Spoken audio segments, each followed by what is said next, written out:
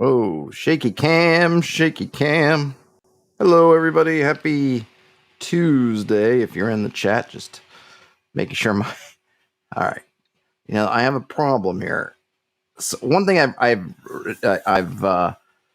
saw some different things. Streamers, you're online, you're making a lot of videos. Normally you have your webcam. I use an external webcam. You can have it attached to your laptop or your screen monitor, but then if you're moving the monitor around or you close your laptop, then you got to take off the webcam, do all this stuff. So you can mount the webcam separately, which worked great. So the advantage of it being separate, you can just kind of adjust it and leave it. So I basically have my webcam set up. It's pretty much right where I want it. I can shift around on my seat if I want to change it. But this one's on a not on a vertical stiff stand, but on one of those kind of twisty, almost like kind of similar to one of these. Whoa, as my background removal starting to remove them. So it's bendable, right? You can move it, bend it. Problem is it's attached to my desk, which is just not super sturdy, and so when I type or I do things, sometimes the desk shakes, which causes the camera to shake. So I apologize for that right off the bat. I'm not in an earthquake zone. I'm not talking to you from the bottom of the San Andreas Fault. It is just my webcam doing a little bouncy bounce. With that out of the way. Oh, and one other thing, in case you might have missed it, I now have a voicemail line through Anchor. So if you want to leave me a voicemail at any time, the link should be in the show description for this as well. You can see I've got a handy dandy short link for it. So I'd love to hear from you. Any questions, comments, anything else about this stream or any other stream, feel free to let me know. So those kind of notes out of the way, I don't really have anything else.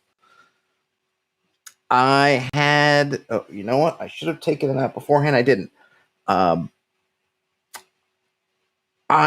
had reached out to Yochai Gal. Hope I'm pronouncing the name correctly. I'd heard great things about Cairn, this zine that they created.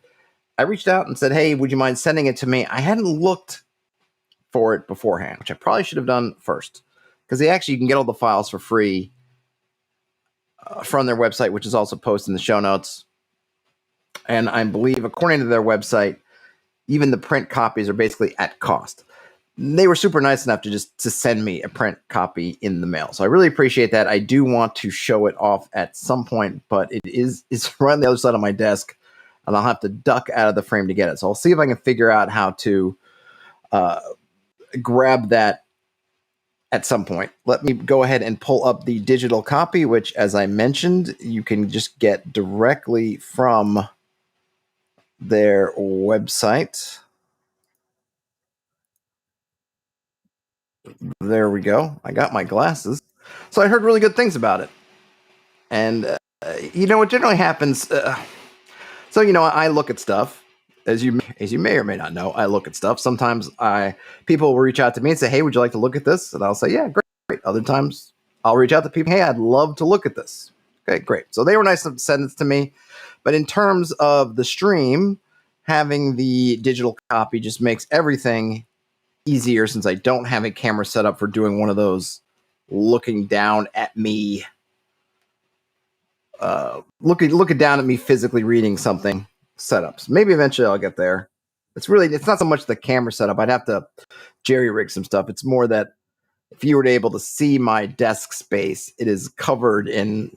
By the time I get my laptop, I have a second screen so I can see things like chat. I've got the face for my microphone and a couple things. The desk is gone. I'd have to have some other desk in front of me to do that. It's just not a big enough area. So something for the future. As usual, let me know if there's anything wrong. I noticed my bandwidth seems to have dangerously dipped. Hopefully that's just an oddity and it's not interfering with what you folks are seeing. As usual with these, I have not read it, have not looked at it. I think I maybe took a quick flip through the physical book just to kind of check out, just its make. But other than that, we're looking at this for the first time, but I see that referenced a lot, which is kind of why I reached out in the first place. So I have kind of high hopes. So this is Cairn. Cairn is an adventure game for one facilitator, the Warden, and at least one other player. Players act as hardened adventurers exploring a dark and mysterious wood filled with strange folk, hidden treasure, and unspeakable monstrosities. And it's featuring some public domain art. The text is licensed under a Creative Commons. I'm not sure which Creative Commons flavor that is.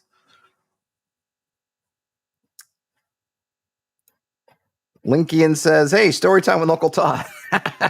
Sure, I just wonder, am I the cool uncle or am I the weird uncle? I get the sense I'm the weird uncle in this scenario, but that's fine. Not everyone can be the cool uncle. I suppose to some people, the weird uncle is the cool uncle. That's what I'm going for. Thanks a bunch of people. You can go to the CairnRPG.com site for all kinds of stuff. Maybe as an afterword. I'm not sure also how many, if I can do this all in one go, or if it's going to take. Bob Mostel says yes. I'm not going to ask to which part Bob Mostel is saying yes to. I'll just imagine in my mind. Maybe if we have time, either on another episode, and I might try to get the author on here to talk about it. But we'll see how much I can get through today. Cairn was written with the following design philosophies in mind. Classless. Characters' roller skills are not limited by a single class. Instead, the equipment they carry and their experience defines their specialty. Death. Characters may be powerful, but they are also vulnerable to harm in its many forms. Death is always around the corner, but it is never random or without warning. Fiction first. Dice do not always reflect an obstacle's difficulty or its outcome. Instead, success and failure are arbitrated by the Warden in dialogue with the players based on in-world elements. Growth. Characters are changed through in-world advancement, gaining new skills and abilities by surviving dangerous events and overcoming obstacles. Neutrality. The Warden's role is to portray the rules, situations, NPCs, and narrative clearly while acting as a neutral arbiter. Player choice. Players always understand the reasons behind the choices they've made, and information about potential risks should be provided freely and frequently. Principles. The Warden and the players each have guidelines that help foster a specific play experience defined by critical thinking, exploration, and an emergent narrative. Shared objectives. Players trust one another to engage with the shared setting, character goals, and party challenges. Therefore, the party is typically working together towards a common goal as a team. Okay. I'm not really going to get into these too much. I really appreciate having them. I think it's anytime you're creating any kind of rule set or really anything, it's always good to start off with, what am I trying to achieve? What are the objectives? So now we can see straight off, we can look at this page and we get a clear view of, hey, these are the things that presumably these rules are trying to achieve and presumably they have achieved. This is what the philosophy behind it. We're asking the question of why these things are the way they are. This is why. It also gives us a good baseline. Are we going to enjoy this system? If these things sound good to us, then the answer is probably yes. If they sound bad to us, we could really just stop right here and say, great, well, I don't need to go into it because I'm not interested in these particular philosophies that this game is espousing. They sound good to me. I don't think there's anything here that I find I do not want. Okay, we got some Jacob Marks in the chat. Says, I love Cairn. I sent a copy to my teen siblings a few weeks ago, and they instantly ran a game before I even got a chance to play it. Wonderfully accessible. All right, it's great to hear. Frederick Work says, shared objectives and team goals sounds like Lavender Hack. Frederick has sent me stuff about Lavender Hack before, but I confess, have not gotten there yet. I will get to Lavender Hack at some point. I don't know, but I'll take your word for it. And then Jacob Mark says, when I was their age, all the games I had access to were way too much for me. Yes. And then Frederick Work says, it's so amazing there are so many free games these days. Yes. Though I don't know if that was Jacob's point that they were free. I think the accessible point, right? I mean, look, I had BX and I think AD&D at approximately the same time. I might have gotten one slightly before the other. I don't remember. It's lost in the midst of time. But if I had gotten, say, the 1E DMG first amongst books, or even the player's guide handbook. It's incredibly dense, right? Not easy. Accessibility in terms of, as a young person, something that's not confusing. Not necessarily that it's naive or infantile or like the baby version, right? It doesn't have to, it doesn't have to mean, oh, this is like D&D baby version. No, but something that is really built from the ground up, like BX, and I think the Holmes before that tried to do is try to really take something that can be dense and inscrutable and make something clear and easy to learn, to teach, to pick up, out of it. All right, so that's that. Now we get some particular warden principles. And let me just take a quick swig of water for the working man here.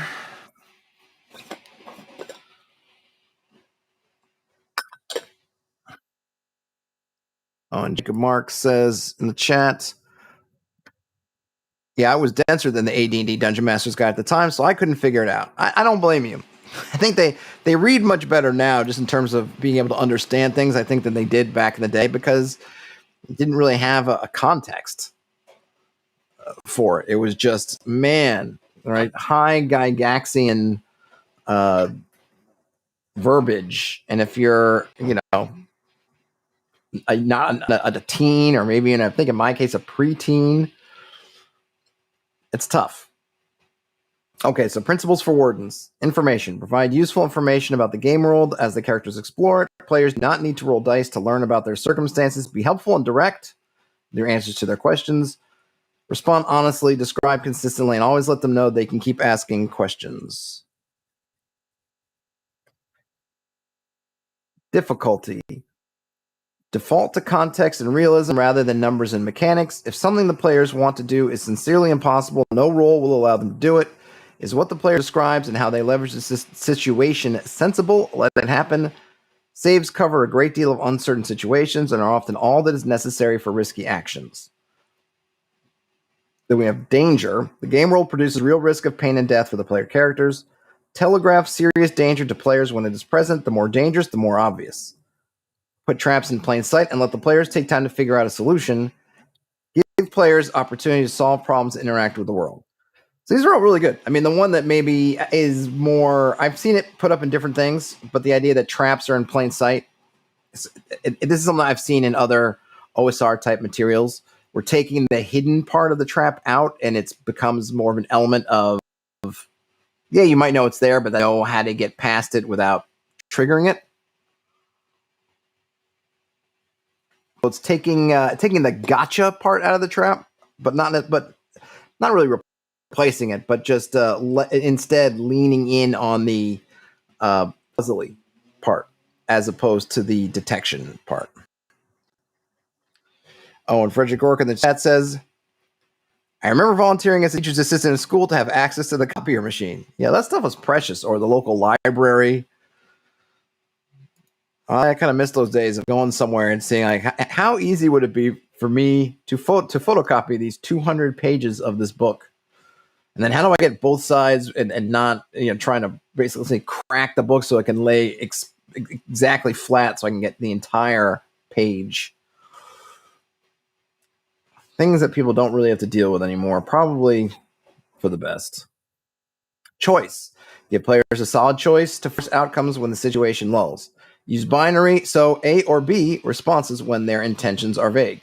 Work together using this conversational method to keep the game moving. Ensure the player character's actions leave their mark on the game world. Also, very good stuff. The A or B is great because players can really kind of get caught up in stuff. So just, or not, I mean, not caught up in stuff is not the right word.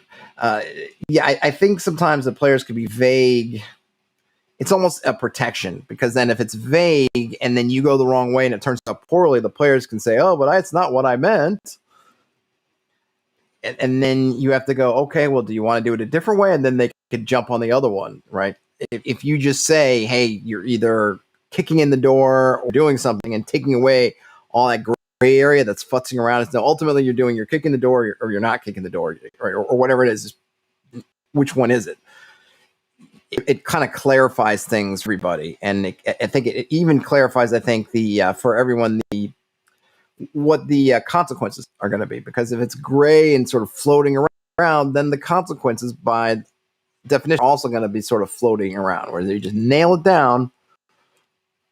You've kind of nailed down, done a good, or at least done a good bit towards nailing down everyone's idea of what the consequences for that will be.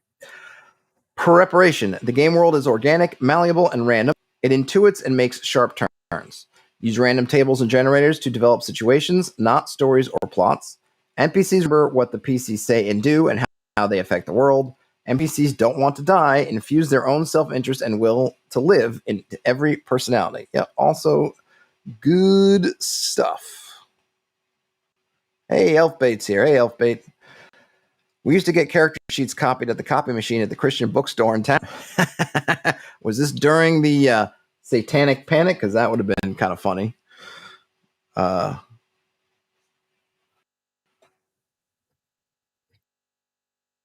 Going to the local Christian bookstore to photocopy materials for Satanic Panic. Okay, where was I? Narrative focus. Oh, and up it says during the tail end of it. Okay. I thankfully, and I don't remember exactly why. Maybe it's because I was in a big city, not in a really religious family, but I felt pretty much untouched by the Satanic Panic. I mean, I remember seeing stuff in the news or 2020 or things like that, but in actual my personal sphere, it was a non-factor. Narrative focus. Emergent experience of play is what matters, not math or character abilities. Give the players weapon trainers and personal quests to facilitate improvement and specialization. Pay attention to the needs and wants of the players, then put realistic opportunities in their path. A dagger to your throat will kill you regardless of your expensive armor and impressive training.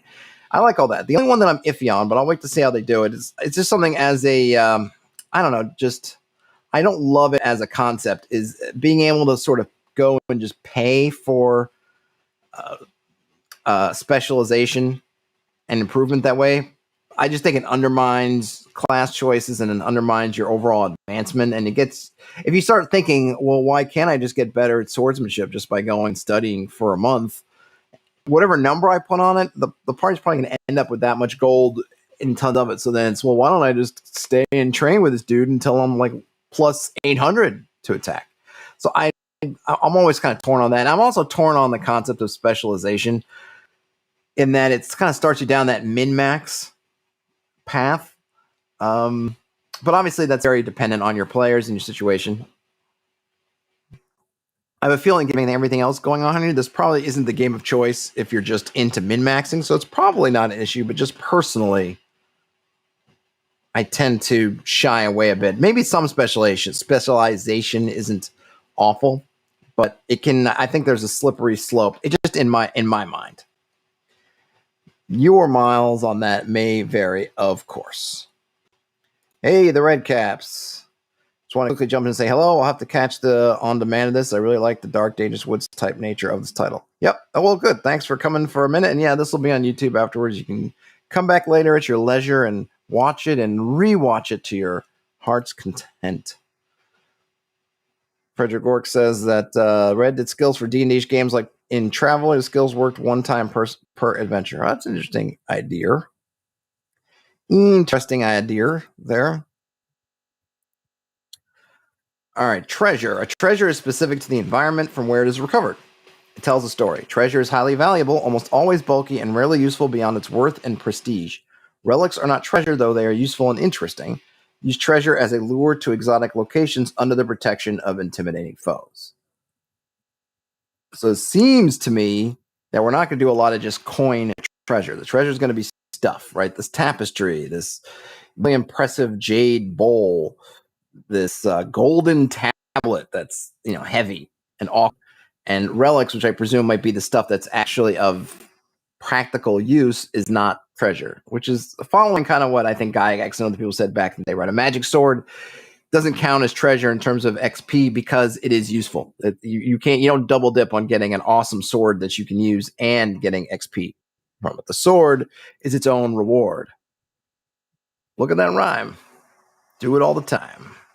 And now we have finally the Die of Fate. Occasionally you will want an element of randomness. e.g. the weather, you need character knowledge, etc. In these real situations, roll a 1d6.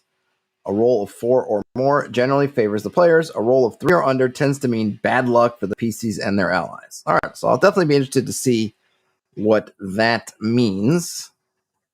Now we get some player-facing principles, or maybe not player-facing is not the right word, but just principles for players, as they say. Probably should just read it as is. Agency. Attributes and related saves do not define your character, they are tools. Don't ask only what your character would do, ask what you would do too.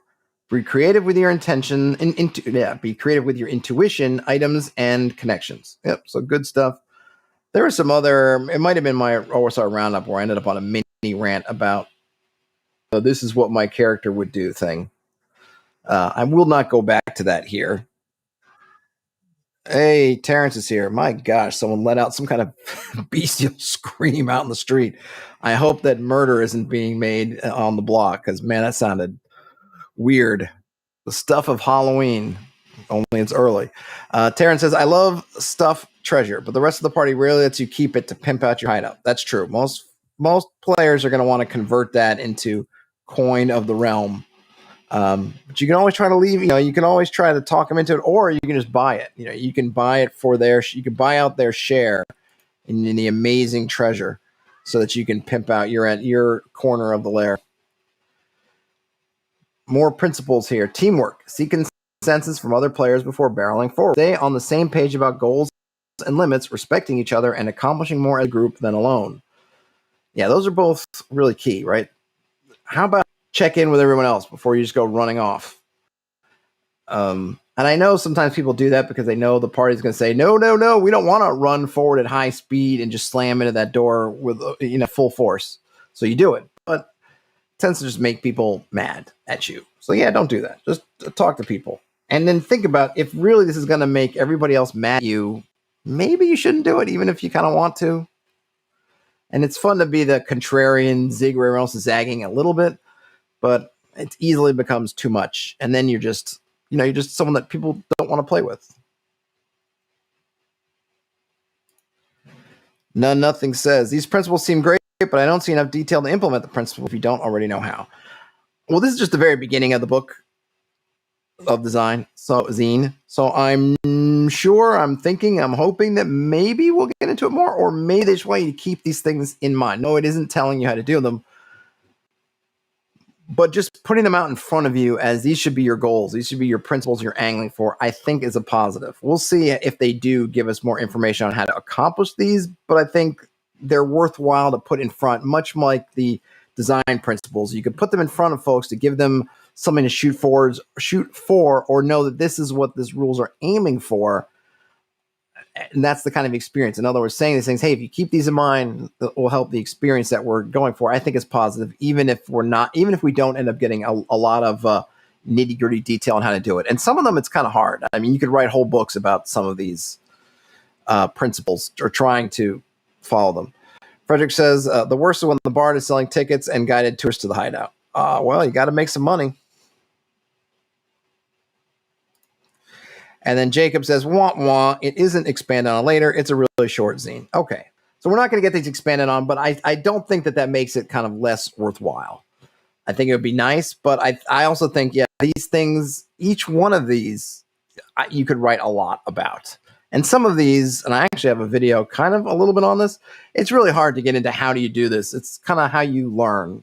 It's like, you can't teach someone like a team sport, right? You can only teach someone so much about how to play a team sport without them actually playing, before you just say, no, we got to play the team sport. And what I mean by that is you can teach somebody the rules of basketball, but getting them to buy into the philosophies behind basketball, hey, when you should pass, when you should look to shoot for yourself, when you should do this or when you should do that, and all those different situations, you could try to come up, but if you came up with some kind of if-then chart, you could come up, it would be a mile long, and even then it really wouldn't cover all the nuances. That's when that's when playing basketball and you start playing games, you get that feel for it, and you get to understand the philosophical things that the coach or whoever's teaching you might have been trying to show you.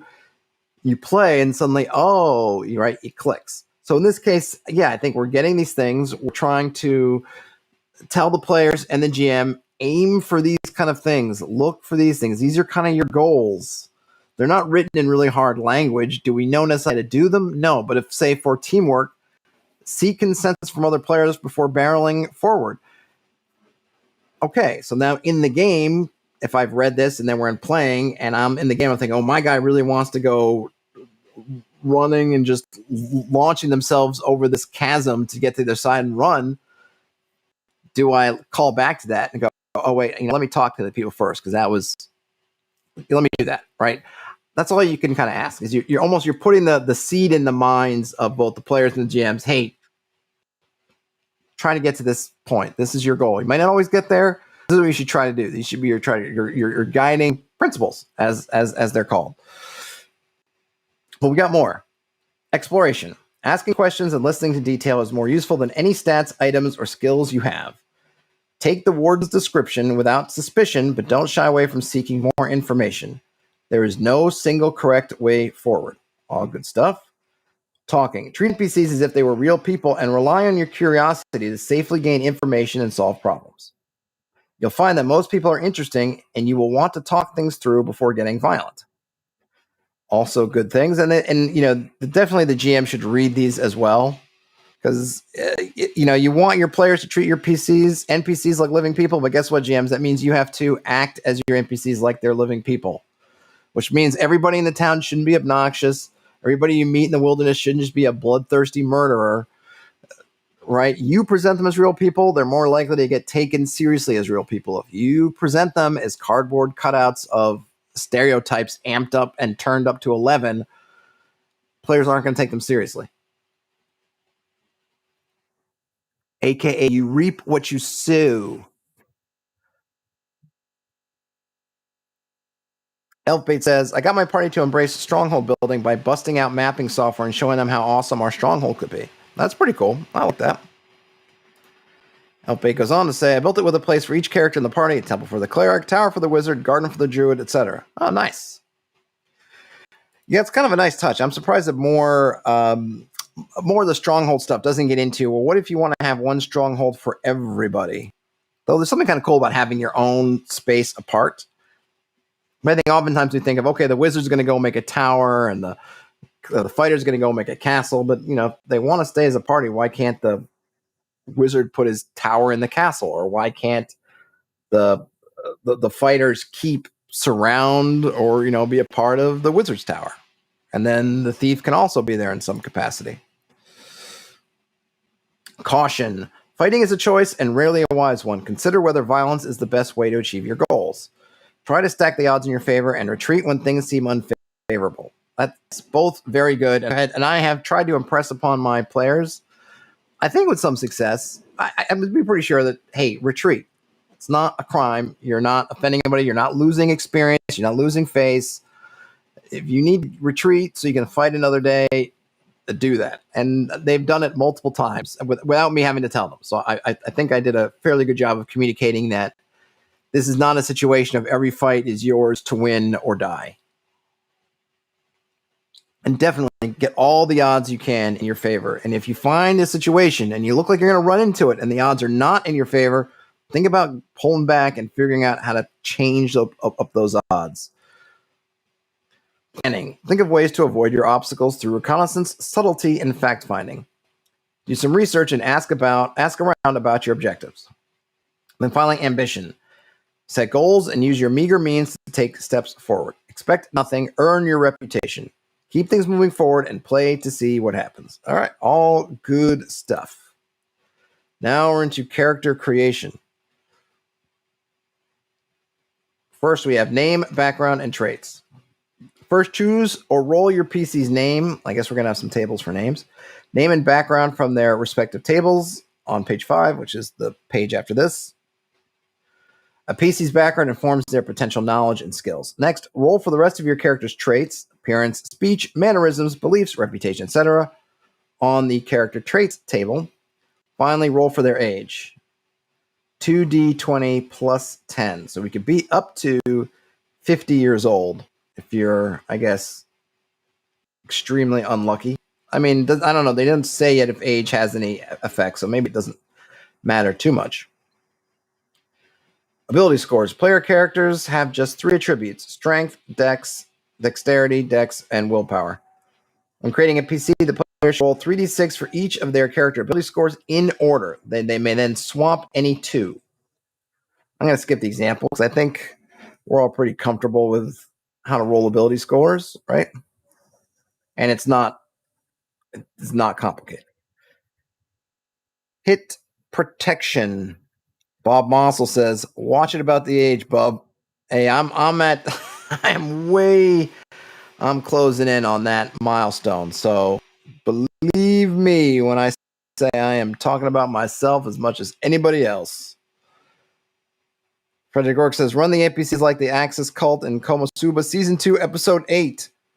I wish I knew anything of what that was. I presume this is some kind of anime. You will join us." I'm guessing that's something they say. I'll have to... Frederick, I know you've sent me anime things I need to watch. It's hard. I don't know where people get time to do all this stuff. I mean, I got so much time wrapped up in my main hobby of being lazy. It's hard to make time to do anything else. If there are ways I could do like watch-alongs and some of the stuff where I could watch it in the stream and not get taken down by copyright, I would. Maybe there's a way to do it. I don't know. That way I could feel like I could get some community stuff done with you guys and get some of these references done. I am the virulent anti-weeb. Maybe. I know I like anime. I've gone through phases. I remember going through and getting some of the few anime that we had back in the late 80s, early 90s. I want to say like Robot Carnival, and it seemed like any blockbuster or kind of thing you went into, really anywhere in the continental US, would have the same kind of 3 or 4 anime films you could get a hold of. And one of them was, I think it was called Robot Carnival, which was a bunch of short stories, or kind of short things. Anyway, I don't love some of the things. I just like the more, I guess, even tone, more serious. I don't want to say serious, but I don't even know the term for it because I don't want to insult people saying, "Oh, I don't like goofy." It's not goofy. It's like I really liked Blue Gender, which I guess doesn't seem to be something that gets remembered too much, but it's this really cool sci-fi anime about these monsters that basically taken over the Earth, and all the survivors were left in this sort of a orbiting ship, and then they're trying to go down and do stuff. And I like Ninja Scroll, and I like Berserk, the original Berserk when it came out, and the newer one okay too. But I know that they had stuff that was in the manga with like the little fairy elf thing, and it was okay. But I just like them when they're sort of even keel, maybe serious is the word. Stuff I don't know. It just doesn't. I don't vibe as much with it. Gotta get with the program. I'll get there. Hit protection. I don't want to get too sidetracked on non-Cairn stuff. Roll 1d6 to determine your PC starting hit protection. I guess that's hit points, which reflect their ability to avoid damage in combat. Yep, that is hit points. HP does not indicate a character's health or fortitude, nor do they lose it for very long. There you go. If an attack takes a PC's HP exactly to 0, the player must roll on the scars table. Oh, nice. I've been actually looking at something of my own like that, so I'll be interested to see what Cairn has to say on it.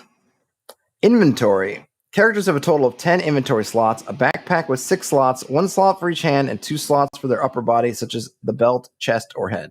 The backpack can also double as an emergency sleeping bag, but only if emptied of its contents. What kind of backpack doubles as a sleeping bag? That's a big... I don't know what kind of backpack that is. That's pretty generous. I don't know if I would give my party that. Oh yeah, your sleeping bag, your backpack could be your sleeping bag. Elpate says, I remember when we were called otaku and weeb wasn't a term. Yeah, I remember otaku also. And then Terrence says, my hometown video store had okay. I'm not going to try to pronounce the Japanese word, Legend of the Overfiend in the children's section. Well, wait a minute. Let me try to do it. Urotsukidoji.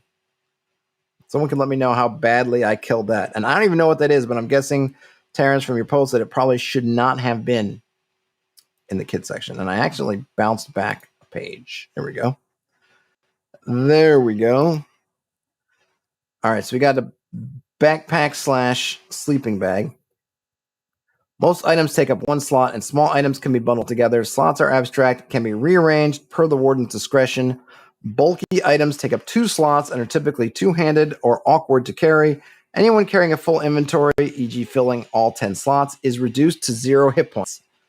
That's a cool way of working it. Your kind of encumbrance level. Elfbait says, time to camp, dump out our packs so you can get inside. Yeah, pretty much. And then, all right, actually, we did the second part first. What are you supposed to do with the stuff in your pack? Yeah, I don't know. You just dump it on the ground. I don't know. It's a weird thing. I mean, I guess it seems like what they're suggesting is, hey, we get that maybe you don't have a lot of slots, so instead of saying that your sleeping bag, which I think you just kind of give away with the backpack, you look it up. Maybe it's breaking the fiction a little bit, but your ye old camping backpack tends to have you could just clip in or belt in your sleeping bag as part of the backpack. Maybe it's a way of doing that by just saying, hey, it's included. I would just say you can put that on your pack, but maybe they don't, and I understand too that if you say that, oh, you can just add your sleeping bag for free, then clever players might be, well, what if we don't bring the sleeping bag, but we'll just put a bundle of torches and clip it in as the sleeping bag?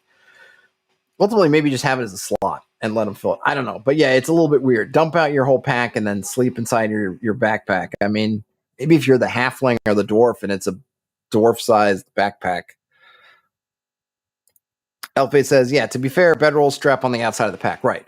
But maybe they're trying to simplify that same thing. So they don't want to give you a slot that you can start fiddling around with, but they want to make sure you have your bedroll. I don't know. But unless you're going to have a rule for, in an emergency, how you might fill your pack or some other thing, if you're not going to have some kind of mechanism about filling and emptying your packs, I don't know. It's definitely an interesting thing. I probably just might forego it and just put an extra slot on the back of your backpack that you can put your pack into or your bedroll into or not. But that's me. All right, starting gear. Oh, wait a minute. No, there was one thing I left. A PC cannot carry more items than their inventory allows. Carts, which must be pulled with both hands, horses or mules, can increase inventory. Hirelings can also be paid to carry equipment. Nice to know we're getting hirelings. And let's see, starting gear.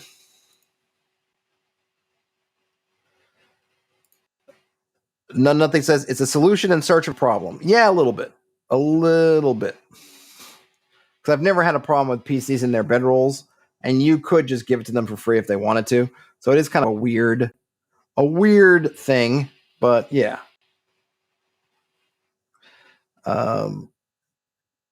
Certainly it's not onerous, but yeah, it does strike me as a little strange. Okay, back to starting gear. All PCs begin with 3 days rations, which take up 1 slot, a torch, which takes up 1 slot, and 3d6 gold pieces. Roll once on each of the starting gear tables to determine your PC's armor, weapons, tools, and equipment. If indicated, roll on the spellbooks table on another page with a D100, or roll 2d10. Oh, okay. Well, yeah. All right. So basically, roll 100 or roll 2 10s and do it the percentile that way. Pick only one item for each result. See the equipment list for related armor, damage, and slot values. Okay, we'll get there when we get there. If you would like something closer to traditional classes, refer to the list of optional gear packages later on. All right, so we get a bunch of names. I'm not going to go through the names. There's a whole bunch. Some that seem, kind of straight up English style, Abernathy, Crumwaller, Addercap. But you also get ones that seem more Germanic or potentially Scandinavian, Grinwit, Gruid, Gruth, Gweston. I guess it looks like there's some kind of Welsh influence. So it's just a bunch of different names.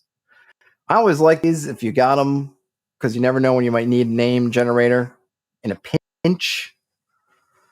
Of course, there are tons of them online. I actually use my hireling generator and just grab names from there, which you can't have too many, and it's nice to have one in the book. Have one at hand. Frederick Work says only 3 days food. Yeah, but 3 days is pretty good, and we'll see if they have rules for foraging, but that just means that you only get 3 days for free. Because I don't think they're saying you can't go and get more food if you want to. You get 3 days for free. If you want more, go get it. I will read through the backgrounds just quickly. Alchemist, blacksmith, butcher, burglar, carpenter, cleric, gambler, gravedigger, herbalist, hunter, magician, mercenary, merchant, miner, outlaw, performer, pickpocket, smuggler, servant, and ranger. So a pretty good spectrum of backgrounds.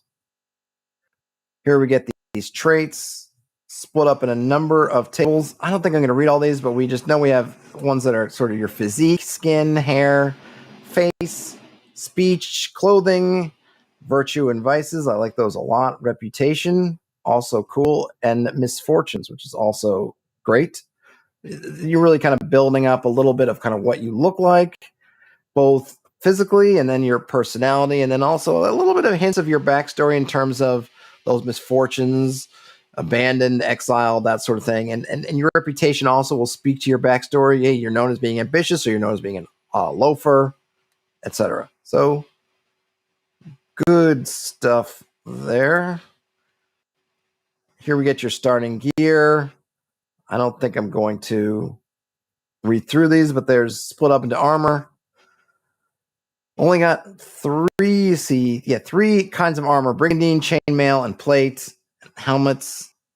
Seems like they just have one kind of shield and just a generic helmet. So you just have that. And then for weapons, daggers, cudgels, staffs, swords, maces, axes, longbows, crossbows, slings, halberds, warhammers, and battle axes.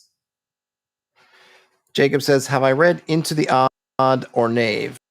I have. I need to kind of read through them again. I don't have them strongly in mind. Are you getting Into the Odd or Knave vibes from this, Jacob?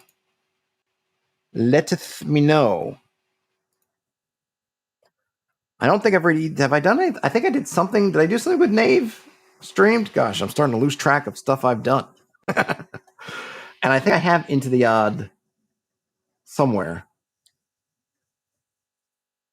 I mean, I don't know if I have the book. I think I'm trying to remember if I have the physical book or I just have the digital. We also have some Expeditionary Gear, which I'm just going to read a couple of these that are kind of fun. You have air bladder, antitoxin. That's good. You get a cart, a dowsing rod, manacles.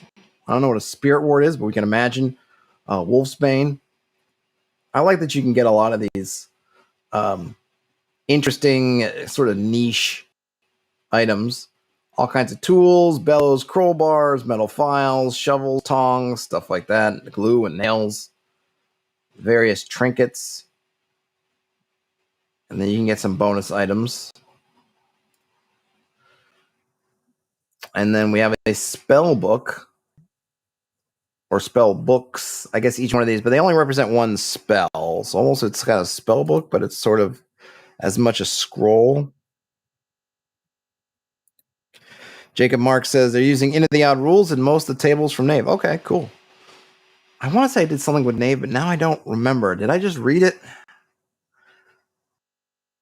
I'm trying to remember. And Bastion Land, is that based on Into the Odd? I did play Electric Bastion Land game a few years ago. Didn't last very long, unfortunately, and now I can't remember. I know that's related to. Is it related to Into the Odd? I can't remember. I don't know. I'm not going to read all these spells, but it looks like there's some interesting ones. Stuff like Babble, Bait Flower, Befuddle, Raise Dead, Raise Spirit, Time Control, Wizard Mock, Summon Cube, Spell Saw, in relation to Bone Saw. Oh, Dick and Mark says Bastion Land's basically Into the Odd with a few additional rules. Okay, so there you go. So I do have a little teensy experience with Into the Odd / Electric Bastion Land. I need to give those more reads, and I do want to do some stuff with them on the channel at some point. Maybe I should make a poll. What I should look at. next. Now we have the equipment prices. Helmets and shields add 1 to armor. Gambesons add 1 to armor. Brigandine is 1 armor. Chainmail is 2 armor. Plate mail is 3 armor. All the main armor ones are bulky. Bulky, you say. And then we get some prices on the gear and tools. Then we have some optional gear packages. That's cool. Just essentially gives you kind of class-like setups. The Dowser as a class is interesting. Now we're getting down to the rules. Oh, Yochai Gal is actually here in the chat. I don't think I've had that before. Replying to nothing. Some of the design principles are expanded in the FAQ. Hey, well, thanks for coming, first of all. I was going to ping you, actually, once I had this, not in the stream, but sort of when it was live on the channel. So I'm glad you took a hold of it. Obviously, let me know if I'm getting something wrong, and you can correct me. Okay. 3 abilities are used in different circumstances. We have strength, used for saves requiring physical power, like lifting gates, bending bars, resisting poison. All right, so I'm guessing that a lot of things they're going to be doing are sort of formatted as saves. And dexterity, used for saves requiring poise, speed, and reflexes, dodging, climbing, sneaking, balancing. Willpower, used for saves to persuade, deceive, interrogate, intimidate, charm, provoke, manipulate spells. Okay, cool. I think saves is kind of seems to be the cornerstone of the mechanic here.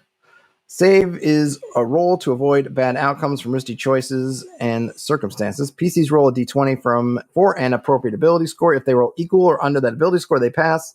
Otherwise, they fail. A 1 is always a success, and a 20 is always a failure. All right. All right, so fairly simple there. I will read the example for this one, though. B encounters a group of heavily armed goblins standing guard before a tunnel entrance. Her player carefully plots a course, recognizing that her 13 dex makes sneaking past the guards the best option. She rolls a d20, resulting in a 10. Success. So it seems like in this case, saves are kind of a combination of just your sort of roll under attribute for skill checks and also your, I guess, stereotypical saves when you're trying to dodge something. Healing. Resting for a few moments and having a drink of water restores lost HP but leaves the party exposed. Ability loss can usually be restored with a week's rest facilitated by a healer or other appropriate source of expertise. Some of these services are free, while magical or more expedient means of recovery may come at a cost. All right. Deprivation and fatigue. A PC deprived of a crucial need, such as food or rest, is unable to recover HP or ability score. Anyone deprived for more than a day adds fatigue to their inventory, 1 for each day. Fatigue occupies 1 slot and lasts until the PC can recuperate safely for a full night, after which they recover all occupied slots. PCs can also gain fatigue by casting spells or through events in the fiction. That's kind of a cool way to do it. So your fatigue fills up your inventory. And of course, if you fill up all your inventory slots, you go on to 0 HP. So, and there seems like there's a couple different ways you can end up filling your slots, and that fatigue is just a nice doing it. So you can kind of keep track of the blocks. And when you're filling all those blocks all the way through fatigue or through stuff, then you're more likely for something bad to happen when something bad does happen. Clever and pretty neat. I mean that neat. I mean neat as in clever, but also neat as in tidy. Because you end up tracking just one thing, and it gives you several different mechanisms can each kind of tag and ping into it. Jacob Marks. Oh no, I saw that already. Oh, there we go. Nothing. Deprivation and fatigue are cool mechanics. I agree. And I like that casting spells can also fatigue you. We'll see how that's done, I suppose, in a little bit. Momentarily. Okay, armor. Before calculating damage to HP, subtract the target's armor value from the result of damage rolls. Shields and similar armor provide a bonus defense, but only while the item is held or worn. No one can have more than 3 armor. Shields, gauntlets, and helms may provide additional benefits according to their use. Okay, provide a bonus. All right, hold on. Let me just want to go back. So we had So plate armor provides 3. The bonus defense, no one can have more than 3 armor. So I guess if you're wearing plate, then there's no point to a helmet or shield or gambeson because you're already at 3. Okay. I mean, I don't know if it's just supposed to mean it. So I don't know. It's interesting. I'm not sure if I'm getting that correctly or not. So if you're already wearing plate mail, then don't bother buying any other armor because you're at your most armored you can get. Let me know if I have that right. I kind of like to encourage people wearing helmets at all times, and I do like the kind of shields will be splintered type rule. I know it can get abused, and you have to kind of work around the people carrying around 1,000,000 shields and keep holding them up to get smashed. So I'm not sure. I also feel like it says provides a bonus defense. +1 armor. I don't know. I kind of feel like I would want to allow someone with plate mail to keep tagging armor on, but maybe there's another way to do it.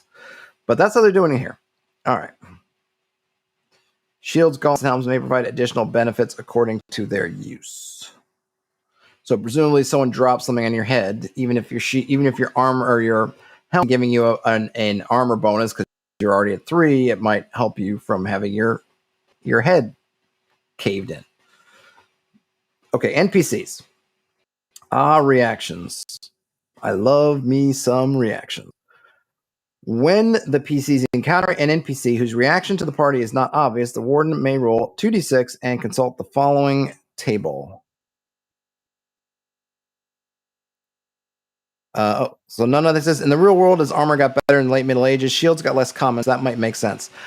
Yeah, I've been. So one of the nice things in being in New York City is we have the Metropolitan Museum of Art that has tons of armor in it, and when you see those, I've seen a lot of those samples of late medieval armor, and you're right, they don't have a shield, but they essentially have. They've basically taken the shield and grafted it onto the main armor, and it also seems to be particularly for jousting. At least all the ones I've seen that I'm recalling were all sort of jousting armors, in which case they just took the shield and pretty much bolted it onto the armor in a sense, so that and you'd see where it had even the mechanism for holding the lance was also kind of bolted on there, so you had this thing that was basically just jousting armor. I wonder if in late medieval actual usage outside of the lists, as it were, if people were doing it that way, or is this just in terms of for jousting and kind of your cavalry charge type situations? I don't know. I don't really know enough about it. It makes me want to go to the museum and look at those pieces with a new eye to see if I can see. I tend to go back a little from the very late medieval period because you also got, obviously, at the very end, people, armor was definitely kind of going the way of the dodo, so to speak, in general. But I don't know if I'd want to model it over late medieval myself. Terrence says, making me a guy who fights with 2 spiked shields. Please, no, I hate that. Can I just fight with shields all over my body? Yeah, no. No, you cannot. Elfate says, by that late, shields were pointless in the field because plate armor was so tough. Yeah, I don't know, maybe.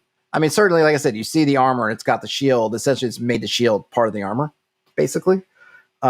But I don't know if I'd want to. I don't know if I don't really like my fantasy on the in that late medieval period. Anyway, it's just a choice. But that doesn't really explain the lack of helmet part.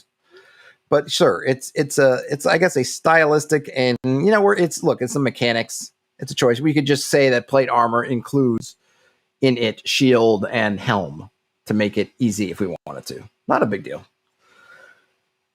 All right, back to our reaction rolls. We go from 2 to 12. That right? 2 hostile, 3 to 5 wary, 6 to 8 curious, 9 to 11 kind, 12 helpful.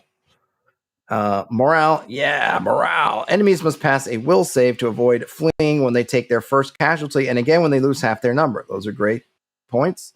Some groups may use their leader's will instead of their own. Lone foes must save when they reach 0 HP. Morale does not affect PCs. Yep, excellent and excellent. And then another thing says, yeah, I base my game on the Dark Ages anyway. Yeah, that tends to be what I think about. Or some kind of weird hodgepodge. Because I'm sure there's stuff that, like, well, this didn't exist in the Dark Ages mostly. It's a later thing. It's like, okay. But yeah, when I think in my brain, in my imagination, I tend to think it's more Dark Ages. Wealth and treasure. The most common coin is the gold piece, which is equal to 10 silver pieces and 100 copper pieces. Treasure is highly valuable, usually bulky, and rarely useful beyond its value. It can be a lure, taking pieces to exotic and even dangerous locations, and is often under the protection of intimidating foes. Villages, strongholds, and ports of call barter and trade based on the local rarity and value of an item or commodity. I wonder if they'll have rules for that, but that's an interesting idea. I know a lot of people want to, a lot. I mean, I see people often post about wanting to inject more free-flowing market, mechanics into the game, right? Do things change value over time? Or things worth one point in this thing? So I wonder if they're certainly suggesting some kind of market effect, as opposed to a static, say, book value, right? Hirelings. PCs can hire hirelings to aid them in their expeditions. To create a hireling, roll 3d6 for each ability score, give them 1d6 HP and a simple weapon. Then roll on the character creation tables to further flesh them out. Hirelings cost between 1 to 3 gold pieces per day, or a share of whatever treasure the party obtains. Yeah, easy. Easy peasy. And of course, we have all kinds of other hireling rules if you want something different. But those are not bad. It's kind of a very easy to use, simple set. Spellbooks and scrolls. Spellbooks contain a single spell and take up one slot. They cannot be transcribed or created. Instead, they are recovered from places like tombs, dungeons, and manors. Spellbooks sometimes display unusual properties or limitations, such as producing a foul or unearthly smell when opened, possessing an innate intelligence, or being legible only when held in moonlight. Spellbooks will attract the attention of those who seek the arcane power within, and it is considered dangerous to display them openly. Okay, so some interesting things here. Spellbooks are referring to one something. It's kind of hard to think of it as a book, but maybe they're very slim books. But it's essentially one spell, right? So we have to alter our mental image of some massive tome of hundreds of spells, and it's your one spell. It does take up a slot. So you only carry so many. Cannot be transcribed, and you can't create them. You have to find them. And people and things might come after them. They attract attention, so you shouldn't show them off. And maybe you shouldn't carry them all with you at some point. It seems to be kind of implicitly that you might not want to fill your backpack with spell books and wander around the streets or the wilderness. You have to. Okay, so we do have the concept of scrolls here. Scrolls are similar to spell books. However, they do not take up an inventory slot. They do not cause fatigue. They disappear after one use. I don't think they mentioned that spell books cause fatigue, but I guess we could say that they do. So if you want basically, I think it's kind of similar to what your normal scroll, right? You cast the spell from the scroll is consumed, but at the same time, it's not costing you your own energy to cast. Casting spells. Anyone can cast a spell by holding the spell book in both hands and reading its contents aloud. They must then add a fatigue to inventory, occupying one slot. Given time and safety, PCs can enhance a spell's impact, e.g. affecting targets, increasing its power, etc., without any additional cost. If the PC is deprived or in danger, the warden may require a PC to make a will save to avoid any ill effects from casting the spell. Consequences of failure are on par with the intended effect and may result in added fatigue, the destruction of the spellbook, injury, even death. All right, so anybody can play around with spellbooks. Anybody can pick one up and cast them. So there's no specialized, I'm a magic user and you are not. At the same time, there could be dire consequences if you're not ready, or even if you are ready and you just fail your save. So there is a danger involved with casting spells. Jacob Mark says, depending on the setting, it could make sense to reimagine them as something completely different. In Knave, it suggested they could be rune stones, clay tablets, potions, or whatever else fits. Yeah, I think I could see that.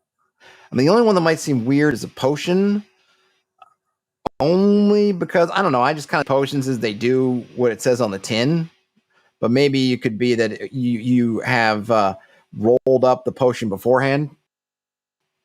Kind of like if you brew potion yourself, did you brew it correctly or well versus not? And you would make the will maybe depending on however you created it, then you roll in the will save to see if, oh yeah, you were able to get past whatever oddity in this particular mixture, this particular brew does. But yeah, you could certainly replace actual books with anything. I could definitely see all those. Totally makes sense. Absolutely. Okay, then we have relics. Relics are items imbued with a magical spell or power. They do not cause fatigue. Relics usually have a limited use as well as a recharge condition. A few examples: Honeyclasp, 3 charges, a rusted ring that shrinks the bearer to 6 inches tall, recharge place in a thimble-sized cup of royal jelly. Cool. Falconer's Friend, 1 charge, a bolt-shaped wand carrying the haste spell. Recharge, fire from a crossbow, and recover. Also interesting. Staff of Silence, 1 charge. This blackened rod temporarily disables all magic within 50 feet. Recharge, bathed in the light of a full moon. And then Lay Cap, 1 use. So a use as opposed to a charge. I'm guessing a use you cannot recharge. It's just 1 use and it's done. Anyone ingesting this green flecked mushroom loses a fatigue, but is then required to make a will save to avoid its addictive properties. Fail leaves the PC deprived and unable to focus until they can eat another lay cap, providing only a brief reprieve from the addiction. That's kind of cool. And yeah, it makes sense that it's 1 use since you are eating it. Right. All right, good stuff. So I guess magic items or like magic weapons and armor would not be considered relics. They're their own thing. We have some combat rules. Rounds. The game typically plays without strict time accounting. In a fighter's circumstance where timing is helpful, use rounds to keep track of when something occurs. A round is roughly 10 seconds of in-game time, and it's comprised of turns. Actions. On their turn, a character may move up to 40 feet and take 1 action. This may be casting a spell, attacking, making a second move, or some other reasonable action. Each round, the PCs declare what they are doing before dice are rolled. If a character attempts something risky, the warden calls for a save for an appropriate players or NPCs. All this makes sense so far. 40 feet is interesting. I think I usually think of 30 feet as the default pace, so you're a little bit faster. I think someone can correct me if somewhere it's 40 feet. I always tend to think of 30 feet as your default movement. So you get a 10 foot per round speed burst. Turns, the warden will telegraph the most likely actions taken by NPCs or monsters.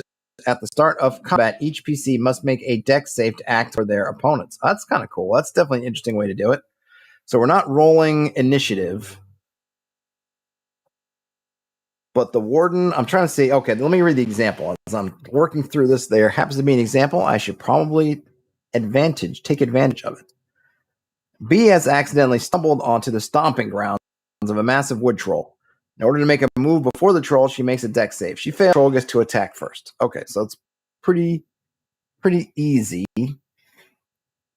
I wonder if there are multiple opponents. I guess you just have to figure that out for yourself. Oh, we got a comment here. Let's see, Jacob says, depending on the setting, could make sense to reimagine something. Could be. Oh, I keep going to the old chat. Rewind that. Link in is what I meant to read. Throws me off too. BX unencumbered speed is 40 feet. Okay. I can never remember. Whenever I need to make a ruling on movement, I usually just think 30 feet. If BX has 40 feet, that is fine with me. But yeah, I just tend to, I don't know why. Maybe it's just me. I just end up at 40 feet. I mean, at 30 feet if I'm just thinking about it. Okay. My own question with the saves to go is if there are multiple opponents.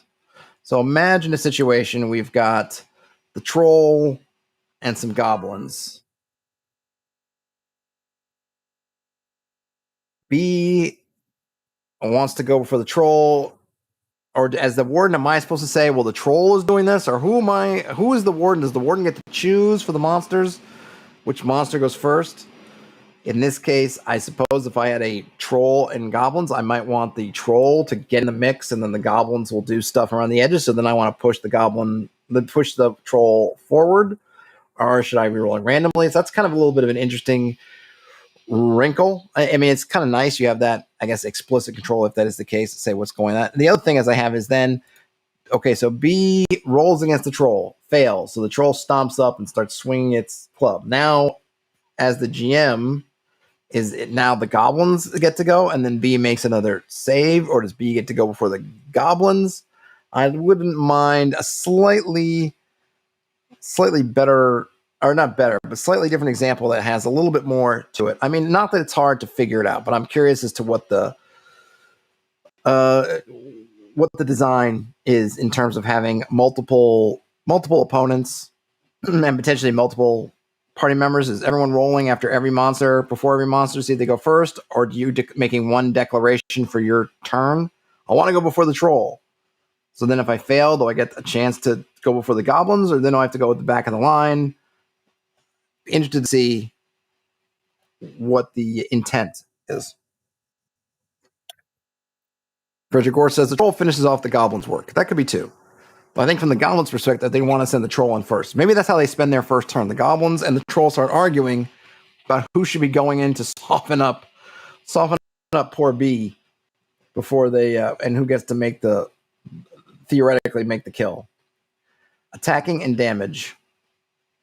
The attacks their weapon die and subtracts the target's armor, then deals the remaining total to their opponent's HP. Unarmed attacks always do 1d4 damage.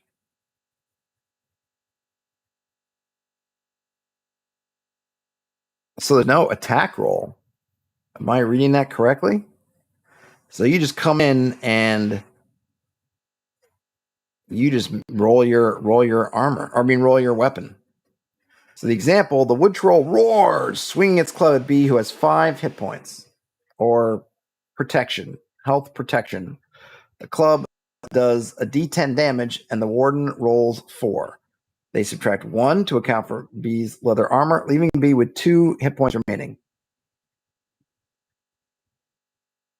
1d10 rolls a 4.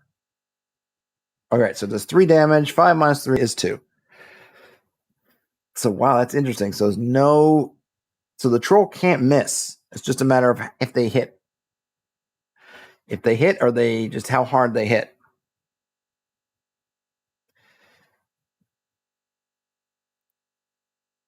Linkian says skipping the attack roll seems to be the hype trend these days. Yeah, there are a few systems that are doing this. You just are hitting. And nothing says that is a brutal combat system. Yeah, I mean, you end up with a dragon. You've got obviously, presumably you better be geared up and ready for the dragon, because it's not a matter of if the thing is going to hit you, it's just how much. Jacob Mark says if you don't die at 0 HP, right? So yeah, we'll have to. I know I'm over the hour, but I'm going to try to extend it to see if we can get through. Yes, so it's going to be key is what happens when you get to 0 and below. That is tough, and if there's multiple attackers, like multiple goblins coming in there, for example, it's brutal. Oh, wait a minute. If attackers target the same foe, roll all damage dice and keep single highest result. That's interesting. So if you have 5 goblins, you're essentially rolling with kind of 5 times advantage, but you're just keeping the highest one. That's interesting. Interesting. I presume, is that the same with players too? That goes both ways. So if you have everybody piling on, only the highest roll counts. Interesting. Attack modifiers. If fighting from a position of weakness, such as through cover or with bound hands, the attack is impaired and the attacker must roll 1d4 damage, regardless of the damage die used during the attack. If fighting from a position of advantage, such as against a helpless foe or through a daring maneuver, the attack is enhanced, allowing the attacker to roll a d12 damage instead of their normal die. Okay, so their version of kind of advantage and disadvantage in this sense is changing the die. But a D4 could still be pretty bad. I mean, for you, if you're not wearing any armor. Dual weapons. If attacking with two weapons at the same time, roll both damage type and keep the single highest result. That's neat and easy. Blast. Attacks with the blast quality affect all targets in the noted area, rolling separately for each affected character. Blast refers to anything from explosions to huge cleaving onslaughts to the impact of a meteorite. If unsure how many targets can be affected, roll the related damage die for a result, or just say all of them. And then you could put in that GIF from The Professional of Gary Oldman screaming, all of them. I know I'm not doing justice to what he actually says, but, you know, one, it's Gary Oldman that I can't possibly replicate. Two, I have thin walls and neighbors. They might be spooked out if I yell that in the middle of the day. Let's see. Okay, critical damage. Damage that reduces a target's HP below 0 decreases a target's strength by the amount remaining. They must then make a strength save to avoid critical damage. Additionally, some enemies will have special abilities or effects that are triggered when their target fails a critical damage save. Any PC that suffers critical damage cannot do anything but crawl weakly, grasping for life. If given aid and rest, they will stabilize. If left untreated, they die within the hour. Okay, so once you get down to 0, you're not dead. But any overflow from 0 is going to decrease your strength. And then you got to make a strength save, presumably after the decrease, to avoid critical damage. Don't know exactly what critical damage is yet. Or maybe it's just a state. I'm not sure yet if it's a condition or if it's going to be something else. If you have suffered critical, I guess if you've been critically wounded, all you can do is crawl weakly, grasping for life, and you'll die in an hour. Yochai Gal chimes in, spellbooks are really like angry moleskins, small but full of magical spirit that doesn't like to share space with other spellbooks. I like it, and I like the idea that moleskins are creatures. I mean, the name sounds like a creature anyway.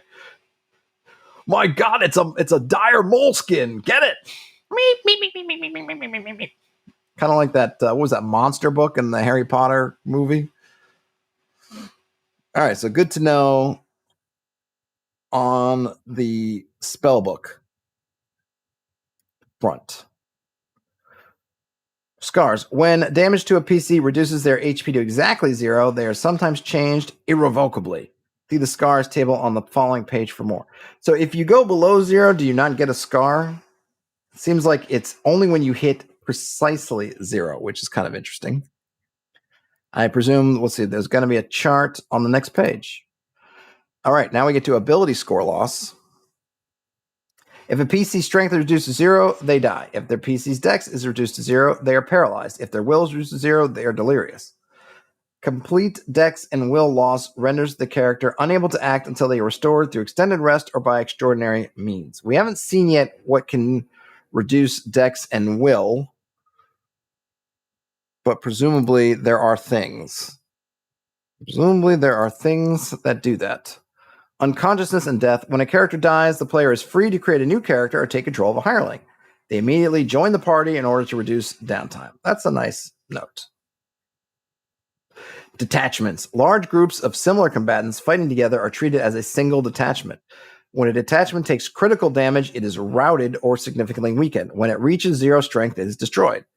Attacks against detachments by individuals are impaired, excluding blast damage. Attacks against individual by detachments are enhanced and deal blast damage. That's a cool way of handling it. I like that. Very neat. And I've toyed with trying to figure out some way of doing that, though. I didn't call mine detachments. I was calling them companies. But that is very clever and neat. And I'll have to think about that in terms of what I was thinking about for myself. Retreat. Running away from a dire situation always requires a successful dex save as well as a safe destination to run to. Lincoln replying to Yochai Gal says, that's awesome. I've been thinking lately that more magic items should be intelligent magic items. Hey, Lincoln, what I do, all magic items have a chance to be intelligent. I just roll the magic sword tables from They're in the white box and in some other versions. I run that for all magic items. Makes things super interesting. So I just give everything an equal chance to be intelligent and have interesting goals and modes of communication. I recommend it. Does you have to add a little more time into it if you're rolling on the fly, but I think it is well worth it. Well worth it. Did I mention it's worth it? All right, we got some scars. This is when you get to exactly 0 HP. And the whole table, I'm not going to roll all. I'm not going to go down everything, but we have a lasting scar that can be on different parts of your body. A rattling blow, you can get disoriented. A wallop, you sent flying and you land flat on your face. You get a broken limb, you become diseased. You get a reorienting head wound. You could be hamstrung, you could be deafened, you could be rebrained, you could be sundered, you could be mortally wounded, and you could be doomed. And I'll read the doomed because it's interesting. Death seemed ever so close, but somehow you survived. If your next save against critical damage is a fail, you die horribly. If you pass, roll 3d6. If the total is higher than your max HP, take the new result. There you go. If you can survive your doom, you might get some more health out. Or, health protection, I should say. Elfbait says, I like having my magic items having a dark side or risk. Yes, me too. Absolutely. We have a bestiary. You got boggarts, hooded men, root goblins, cobblehounds. Not going to read through them, but there's an interesting mix. What I like here is probably of more immediate interest, which is creating monsters. And it gives us a template. We can model any more sophisticated monster NPC. I'm not going to read through it all, but it's great. And it even has a little section on converting from OSR games. And here are some pointers, which I'll read because they seem good advice too. Is it good at avoiding a hit? Give it more health protection. Does it soak up damage? Give it armor. Is it strong? Give it a high strength. Is it nimble? Give it high dex. Is it charismatic? Give it a high will. Damage die are roughly the same, though armed attacks do at least 1d6 damage. So some good guidelines there. And then we've got 100 spells. I'm not going to read all these, but I do like that they are super quick and easy. Presumably, right? It seems like with this kind of magic system, they just work. It just says what's on the box. It says it does. So when you read mind, you can hear the service thoughts of nearby creatures. That's what you get. Not all kinds of saves, not all kinds of this or that. You get it. I don't know if there are ones where they have different time, how long they last. Does it say for that read mind? I don't know. We can make a roll, make a decision as to how long these different events are supposed, or how long different spells work for. Oh, we got a really pretty character sheet with the bedroll attached to the pack. Maybe that's where the backpack as sleeping bag comes from. Very nice, very simple. Oh, look at that. And we get a little, oh, come on. This is the stuff right here. I love rule summaries. Please, more books and stuff. Have some kind of summary, a cheat sheet, something that you can just give a quick flick to when you just need an answer and you don't want to rattle through however many pages. Really appreciate that. And that's the end of the book. Bow, bow, bow. An adventure game inspired by the likes of Into the Odd and Knave. Explore a mysterious woodland filled with all manner of creatures, fey and fell. Pillage ancient barrows, steal powerful spellbooks, and slay horrid beasts. Content design and layout by Yochai Gal. Editing, Jim Parkin. Cover design, Cosmic Orrery. And the character sheet by Licopio. All right, that is...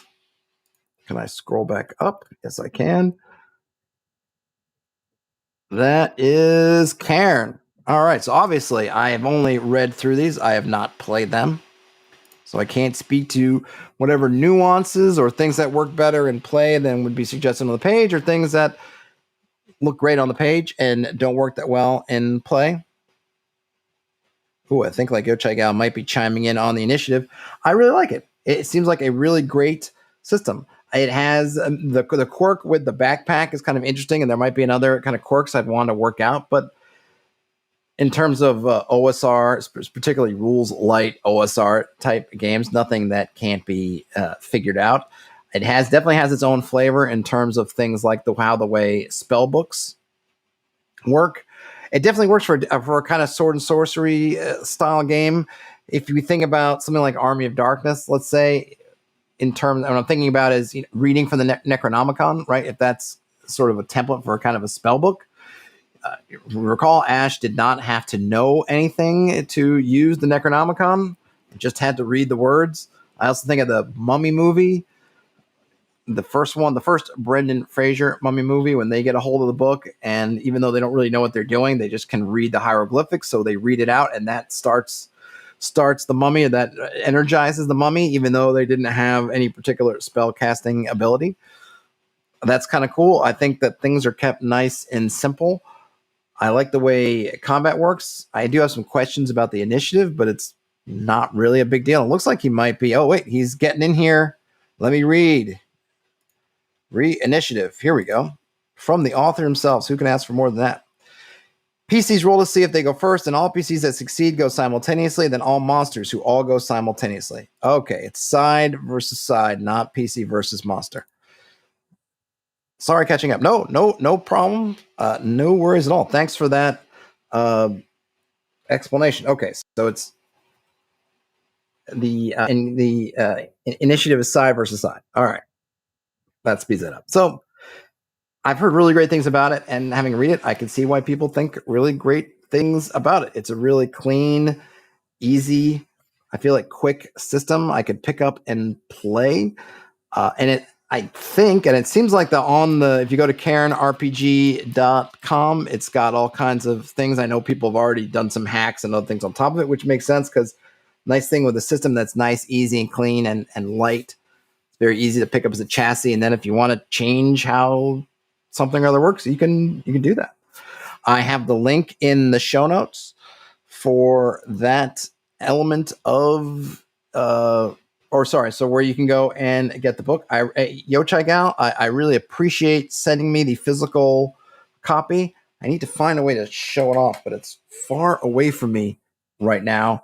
Yochai Gal, I'm gonna have to reach out to you because I'd like to have you on for a chat. If you can find a time to come on and talk to me about it live and in person, I would love to set something up with you. I will reach out to you on the Twitters, I guess.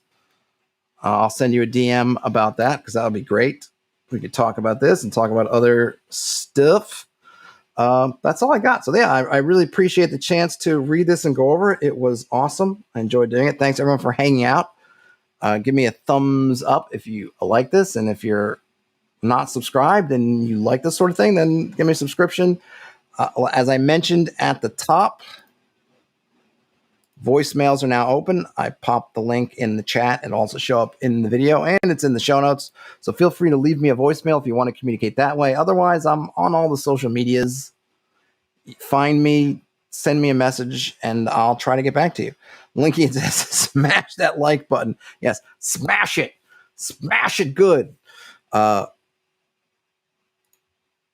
And then Nicholas Stanishek says, good read along. Thanks for having it. Great. I'm glad everybody enjoyed it. Yochai Gal, get to me afterwards, and let's see if we can figure out a time to cap this off with an interview. Otherwise, have a great rest of your day, night, whenever you're watching or listening to this. Game on, everyone. Talk to you later. Ciao.